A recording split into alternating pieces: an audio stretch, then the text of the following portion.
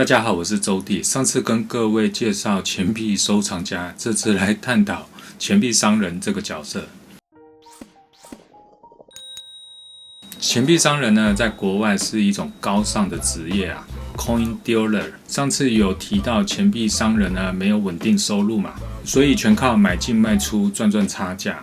一旦买到了假币啊，就是亏钱了。所以啊，在这个假币横行霸道的市场里啊，币商看钱币真假的眼力啊，不是学来的，是被逼出来的。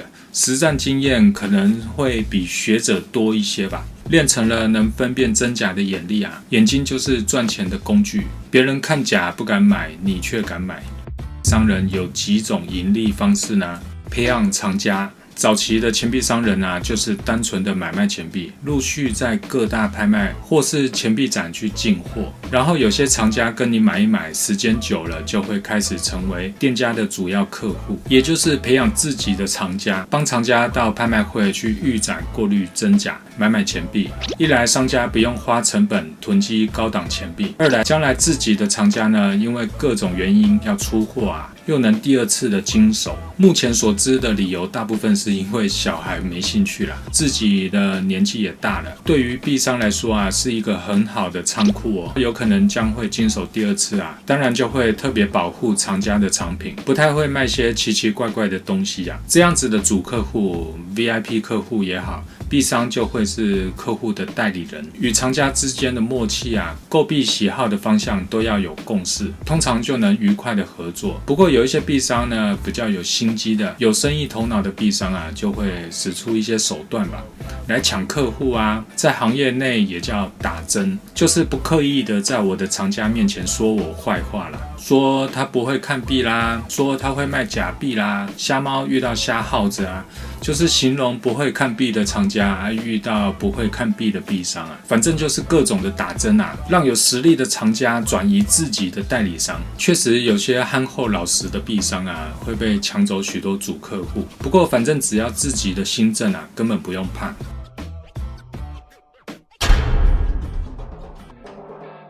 手机拍卖。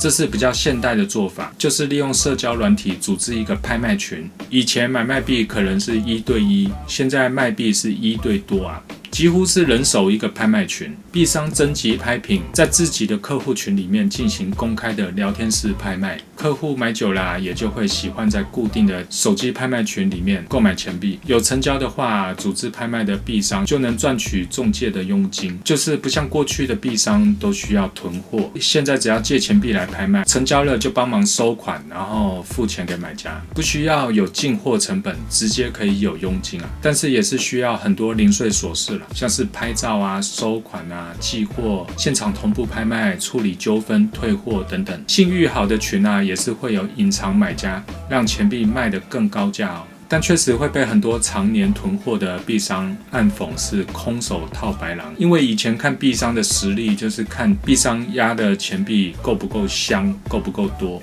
但现在钱币店里摆的都是别人的拍品啊。评级服务，成为各大鉴定公司的代理商，帮忙客户送评级。现在的钱币店啊，没有一条龙服务，真的很难经营下去啊。藏家希望透过一个币商就能完成买币、送鉴定、洗币、出售钱币一条龙的服务，所以据我所知啊，很多币商都不太喜欢做送评级服务。第一是赚不多啊，还有个寄送风险，纯粹是为了自己经营的拍卖顺便服务的项目而已。币商呢转职鉴定师，鉴定公司啊一家一家的开，鉴定师的需求就越来越多了。一方面可以练眼光啊，又能赚工资。眼光练好后啊，自己还能在外面买币，但也不要想得太好啦。通常一进去呢，就是鉴定量较大的纸币或钱币啦。看币的时间很长，很伤眼的。币商转职网红。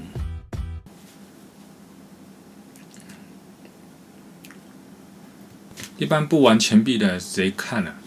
藏家转职币商，这种情况下，通常会有一波的钱币大涨后啊，许多藏家已经接受不了新的行情了，自己纠缠已久的钱币收藏啊，已经慢慢的商品化了。只能被逼迫的卖掉藏品，然后再开心的收钱。最明显的一波啊，就是遇到2011年和近2年的行情大涨，眼睁睁看着自己手上的钱币都涨价了，自己控制不了诱惑而卖掉所有收藏。卖掉的同时有了资金后，看到有便宜的钱币又会回购一点，然后涨价又卖，浪长知其最后变成一个大币商都不知道买卖金额比谁都大。当然，币商变藏家的情形也是有的啦。大致上的钱币商人的服务项目也就这些啦。好的，这次就分享到这里，我们下次见，拜拜。